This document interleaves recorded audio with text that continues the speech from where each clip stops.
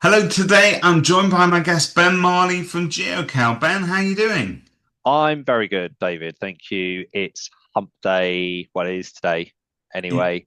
So we're the we're going weekend to is date closer. this recording, not least because obviously outside your window we can see that the weather is fantastic, but we're in the middle of what, like our fourth heat wave of the summer. It is, although in my office we have climate control and I come dressed appropriately for the office rather than the outside because I spend more time in here than anywhere else. I don't fare well in this sort of weather, so stay hydrated, folks. Whilst you're staying hydrated, so Ben, I've got to say, you guys are a bit of a sensation. You took to the stage last year at the Relocation Agent Network conference, and I'm not just blowing smoke here, but the feedback that we got from different speakers, you were rated almost as highly, if not higher, than anybody else, and I think because the sort of the gospel that you preach, if you like, about Google is just so relevant to every business in terms of getting found. And when you listen to the rationale behind it, you just suddenly go, "Yeah, that makes perfect sense. Now show me how to do it." So and I think it's been going down a storm, and you've helped. We spoke off camera about one particular agent in one locality that was not showing up on searches. They were somewhere near number 12. They're now the first one that you see when you look at that particular area. That's just an example of what you've been able to do so far. But we live in a very fast changing world of AI and other things that keep getting thrown our way. And as agents, we could do one of two things. We can either go, "Oh my God, I can't keep up with this. This is just too much. I'm not playing this game." Or we could give Ben a call, right? Absolutely. Well, thank you for that. Pretty special intro there. I need to maybe reconsider my invoice for RAN in the future. No, it's all good. No, thank you. Yeah, I mean, look, this is one of those things that I think, as we were just talking about off air, that most people are really unaware of actually what happens with people searching for the services that an agent offers and provides. And I guess just to kind of just recap that, what we were saying is that there's so much talk at the moment where solutions or offerings or just kind of the new way of thinking, trying to think differently about the fact that you know trying to predict, well, where could the next house come to market based Yeah. on historical data, how long someone's lived there, what type of demographic was that someone was there, etc.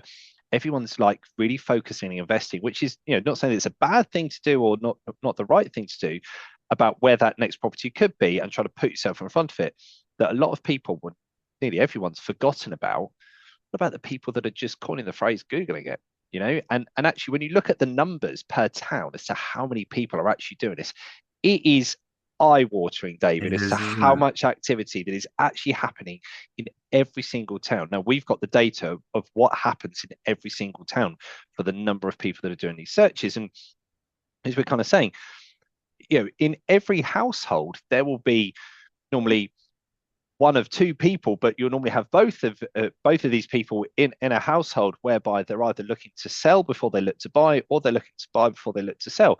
In both eventualities, there will be a high proportion of people that will definitely be googling estate agent in my town, and you might have the people that are maybe more long tail doing research who are, saying, well, who's good, what do they do, what's their reputation like, etc.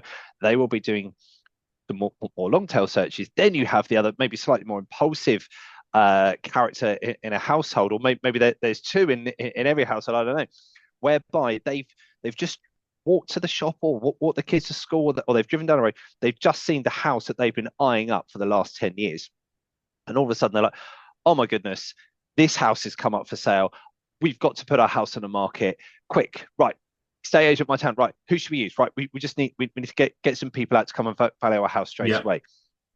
What happens is that Google Map position has actually been the first thing that people organically see now since 2018, which is a little bit mad to think that. But no one's really understood that that is where the lion's share of engagement now happens. And it is nearly half of all people that engage with someone on page one will actually engage with one of those top three businesses or even click more businesses underneath. So for local searches, for local businesses and those local towns who are serving your local community, if you can get ahead of the competition to make sure that you are there, you're one step ahead of the game because Google will always present back three results. And if it ain't you, then guess what? It's going to be someone else. So Yeah. if you want to be one of those three, then you need to try and do something about it. Then, since we've launched back in October, there has been a massive, I wouldn't necessarily say massive shift, but there's definitely been a big culture change globally in everything, and that is the world of AI. Yeah. When you talk to a lot of businesses, and they will often say, ask them the question about what are you doing about AI? And they will pretty much give me all the same response. To go, yeah, we use ChatGPT in our business, We and write some blogs with it. It's great. and we're on the paid for version as well, Mm. right? And they go, oh, okay, cool. What about your customer? And then they go, what do you mean? And they say, well, what about if your customer's using AI to look for an agent? As we said, ChatGPT is right now kind of the most commonly known one, and obviously other AI models will come and will potentially overtake. Yeah. We just don't know yet who's going to be around, but they all work off a different algorithm to that of search engines. And there's just this blank look, and no one's gone, well, what does happen if I search who's the best estate agent in such and such town in there? And actually, they all work off a completely different algorithm to that of a search engine. And now it becomes a And whole new game. it's hugely important as well because there is and I've noticed this, there is a whole different age demographic as well, who are somehow far more comfortable to rely on ChatGPT or AI. And funnily enough, it's not the younger generation. The older generation that would have Googled things typically now feel that they have some sort of trusting relationship with ChatGPT because they ask it everything from, what should I do with the dog when it's making this sort of noise, and should I go to the doctor if I have this sort of symptom? But they're also then asking it who's the best estate agent, what's the nearest shop for this, that, and the other. And they do trust the results that it brings out. Now, we all know that the results do vary and you shouldn't necessarily trust everything that you see. But there is an entire cohort of people, and particularly that older, I see this, that older generation say, yeah, I've researched it. Where did you research it? ChatGPT. And so I think getting in front of those people is immensely important for businesses. Yeah, you're absolutely right. And if anyone says, oh, our demographic of client is older and they don't do the internet, then you are Oh, kidding yourselves because the internet has been around for over 30 years, right? And it's like email was created in 1993. So anyone who says, well, all our clients are in their 70s, well, they were 40 when the internet came around, and guess what? They've all been using the internet since and then, they and all love a everyone bit of does. AI. They do. And I think there's a curiosity around AI because you hear about it on the news, you see it in the papers. It is a big part of the public um conversation at the moment, which wherever you look, it affects every part of life. And I think there's this curiosity that you want to see what all the fuss is about, so you want to check it out yourself. Yeah. So it doesn't matter what age group you belong to, somebody has had a go at a large language model at some point in the past.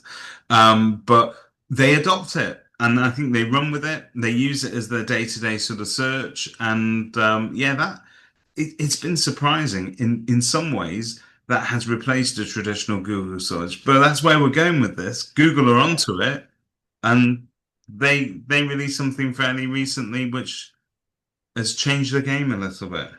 Yeah. I mean, I think if we're going to kind of try and do some early synopsis of how do people use search, and do they use search engines or do they use LLMs?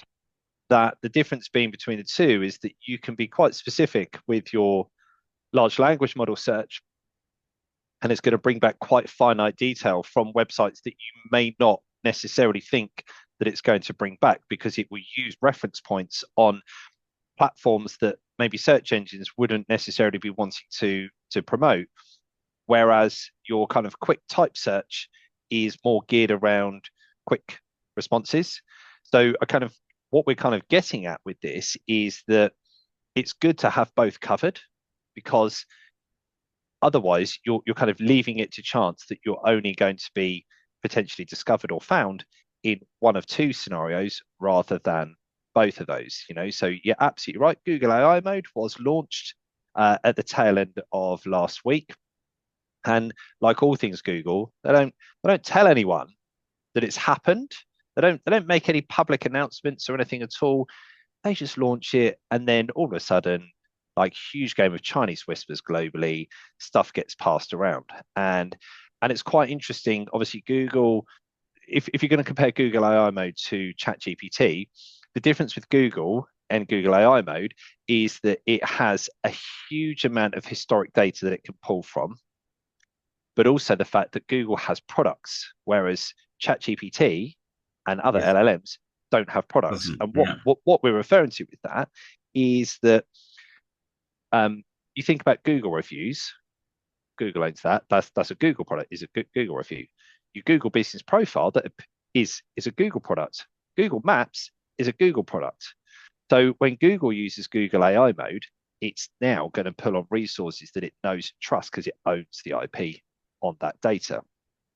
So if someone does a search in Google AI mode for who's the best estate agent in such and such town, and by means we can share the screen and kind of do a live example of this, it's actually going to pull on the data and the product that it's got access to. And then if you use ChatGPT and run the same search, you get a completely different result, because it will not pull on Google reviews, your Google Business Profile, because guess what? Those in the world of ChatGPT almost don't exist because they're not linked to a website. Ben, if you don't mind, I think it'd be immensely helpful if you can show us in action what you've just said. Absolutely. Absolutely. So if somebody does, to coin the phrase, Google St Albans estate agents, what happens is that you always get your paid ads that appear at the top, and then your organic bit that appears underneath here is then your companies down here. So you can see Yeah. here you've got Bradford and Howley, Frost and Collinson Hall. And these are the ones that are going to be sharing the lion's share of engagement of people who are doing this search. If you switch it into Google AI mode, you'll notice here that Maps is one of the things. It very briefly came up there that it's picking it up from. It is now picking out the data that it can find from Google Business Profile. So if you see here, you can click on this. This is their Google Business Profile. It's their reviews, and this is where it's getting a lot of its data from.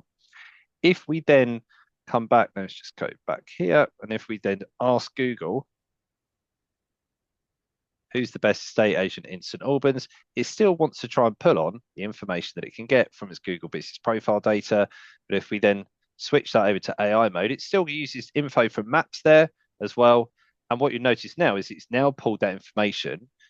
Collectively, the Bradford and Howley have got 4.9 rating, 573 reviews.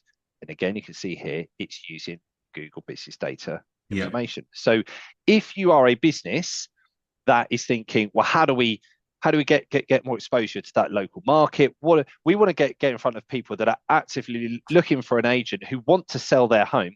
This is a really good way of being able to do that, because this is an audience that is actively searching for the services that you provide. Your Google Business Profile effectively is powering Google AI mode for a localized search. If we then run the same search, and I think it might even still be on the screen here, let's just run this as a new chat there. If we then put the same search into ChatGPT, what we'll see is that Hang on, Ben, we're not seeing ChatGPT. Oh, we're not seeing ChatGPT. Bear with me 2 seconds because I didn't share. Great. Let's just go over to ChatGPT, run a new search, then run it again. Again, the slight error there, David, shows authenticity in the production of this, you know. So we've now run same search, ChatGPT, and what you'll notice here is that it's now pulling out different results. It's now recommending different businesses, and it's actually pulling data from sources that isn't an agent's website, So i.e., that we've got. it's entirely different, isn't it? I mean, it bears no resemblance really to the other thing. So And you couldn't guarantee on it to sort of draw the same sources. yeah, and a lot of this is down to the fact that it's trying to make its own assumption based on the question that you've asked it and what it's got access to. So this now doesn't have access to a Google Business Profile. It doesn't have access to your Google reviews directly, so it won't know necessarily what the time period is that you've collected those over, or et cetera, et cetera.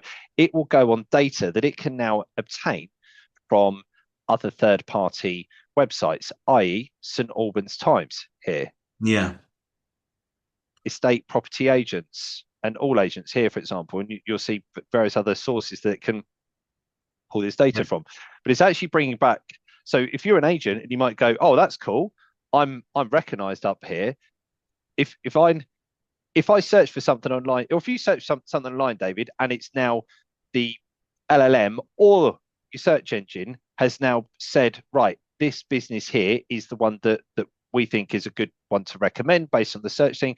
What do you want to do from there?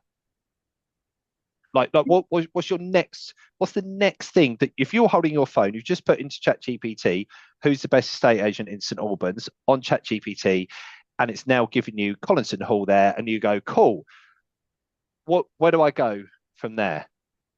I'm presuming you would want to then sort of open up their Click, website or tap, link to them. Yeah. click Yeah. or tap on the Good. link, right? Yeah. So if we did that on here, what it's now done, it's now brought us to St Albans Times, Yeah. I not see. to an agent's website. Yeah. So now I've now got to go through the arduous process of now going back to Google to search for that The agent same thing. Yeah.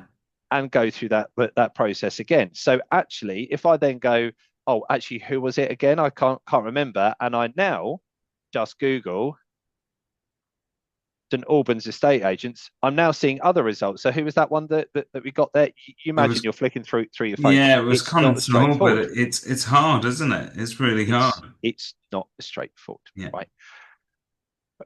So with this kind of evolution of ChatGPT and, as I said, other LLMs, what we are now able to do is to help businesses to be discoverable by these large language models. And there's a specific way that we do that. And we will also be implementing an AIO strategy, so an AI optimization for every business that we work with on this so that they can now be discoverable. Does this mean that you will be guaranteed to be shown up every time? No, because it will be based on the criteria of the searchers. So somebody, for example, could put into ChatGPT, I'm looking to sell my 4-bed barn conversion that is near this school. These are the best selling points of my house. Who should I go and talk to? Well, it's going to want to try and match the data. So, what we're trying to do is help businesses to be discoverable, help them to allow their website, allow their strategy that if they're really good at selling a particular type of property in a price point or in a specific location, etc., you need to be discoverable and you need to be in a position whereby that LLM can actually find you Find you. and then promote you as So well. this is the sort of new service that you are now offering to estate agents, but it's not available to everybody. You do work with a No, bit of exclusivity, don't you, Ben? So tell us a little bit about how yep, your model works. cool. So quickly, just to without this sounding like it's an over sales pitch, we do work exclusively to one estate agent per town. So we don't define it by postcodes, we define it by town because that's how someone would search for estate agent Yeah. location town. Um, with that exclusivity, that then means that we obviously don't engage with any other agent. And the reason behind that we do that is that let's just say we worked with an agent and we got them up from number 7 to number 3. And then we took on another agent and they suddenly became number 2, which meant that the number 2 agent became the number 3. And the number 3 that we were working with now drops out of the map. That doesn't sit very well with me. So we will only ever work with one agent per town, and that will be exclusive for the entire time that we are working with that agent. We do have some waiting lists already, which are for locations that we've got sewn up already. So, we do have people kind of like saying, we want to work with you, we want to get higher up there kind of thing. And that obviously just has to come around if that ever does become available. The other thing just to mention, just in terms of that kind of AI optimization and stuff that we're doing, that also now extends to voice search as well. So voice search is now used by 20% of adults now on a daily basis. So when you're thinking about Google AI mode and you're thinking about ChatGPT, guess what? You can even sat in your phone and you can just say, I'm looking for ... that kind of stuff. We can optimize for that And as let's well. quantify that a little bit further because people sometimes, for whatever reason, forget that things like Alexa and Google Siri that and might yep, have at home, Google Assistant. Siri, all of those things that we do, and we search for, that's also voice search. It doesn't necessarily need to be your computer. It doesn't need to be your mobile phone. It can also be those plug-in devices that we all have. I mean, everybody seems to either have an Alexa or a Google Home kit, whatever it Echo Dot, is. yeah. Yeah. So, you know, other implements are available, but Yeah. we use it more often than we actually give it credit for. It's yeah, again, I think it's coming back to the way that people search is changing. It's not saying that it has changed completely, and there will be an extremely high proportion of people that will still revert to traditional typed searches on search engines. Yeah. And we have that covered because we also do Bing, Apple Maps, as well as Google. So we know that we've got all of that covered there. We also know that a lot of people now use voice search. And again, this is like a misconception that it's only the certain generations that are doing it. You couldn't be further from the truth. Do you know how easy it is to sit in your car with Apple CarPlay and just go, hey, Siri, or etc., and you can start to do a search through your car there. Well, guess what? People have to be of a certain age to be able to have that in their car Yeah. already, right? Yeah. So we know that a lot of people are shifting more towards voice search because sometimes you're not able to type, sometimes it's easy to be able to do it. And we also know that there is a huge shift coming with the LLMs as well. So kind of pinning it all back, if you we know that Google Maps, Google Business Optimization, etc., is the backbone of everything because it's powering so many different things. But as this shift starts to increase, and this is going to happen rapidly, and if you talk to some experts, Simon Ledbetter has been very, very vocal about this for some time. He has been quoting that within the coming months, the AI mode will become people's default search rather than traditional Yeah. search.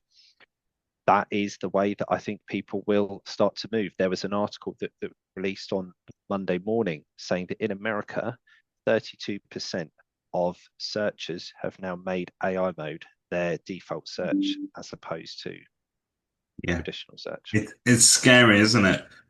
But it is, you can't ignore it. And I think as a business, it's almost suicide to sort of, to ignore that you need to get ahead of this. You need to sort of program the information that you're pumping out there. It's not enough just to simply sort of have standard blog content that just mildly creates relevant local content like we used to say. Yes, that stuff is also good, but we need to give the those LLMs the fodder that it wants and that it's looking for.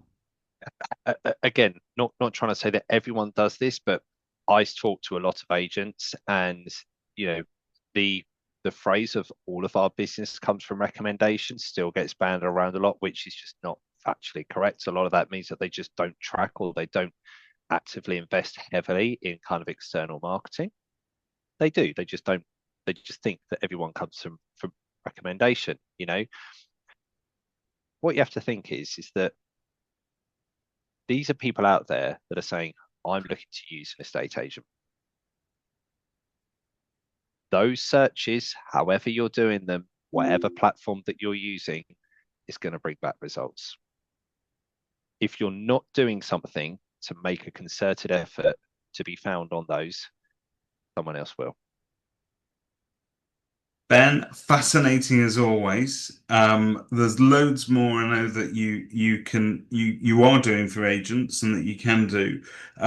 It's fairly easy to communicate with you guys. If an agent's watching this and they want to sort of learn a bit more, first of all, check out whether or not those towns are available on the exclusivity basis as well, but also talk to you about what you currently do for businesses with Google and also these new services. What's the process? Do they jump on a call with you guys? Yeah, How does it go? 100%. So if anyone's curious about how you're currently comparing to your competition in your town, there's a free report that you can download from our website, which is just at geocale.co.uk. That will give you a pretty good synopsis of, in terms of Google, how that currently looks. Everything that we do, so when we work with multi-branches, everything is bespoke on a by branch basis, because town to town, you're going to have different markets, different demographics, and invariably price points, etc., etc. So everything that we'll do, we'll kind of treat on a one-to-one basis with that client. Fantastic, fantastic. Can't ask for anything else. Ben, thank you very much for your time today. Thank We will you. catch up with you again soon. You keep alluding to more changes that are coming down the line with AI, so I think we're going to have to keep in touch with you on a regular basis to find out where this is up to. Yeah, absolutely. I'd like to say I have it all worked out and I know where it's all going. Our job is to try and keep our clients ahead of the game. We react and solve problems. That's it. Ben, thank you so much. Thank you.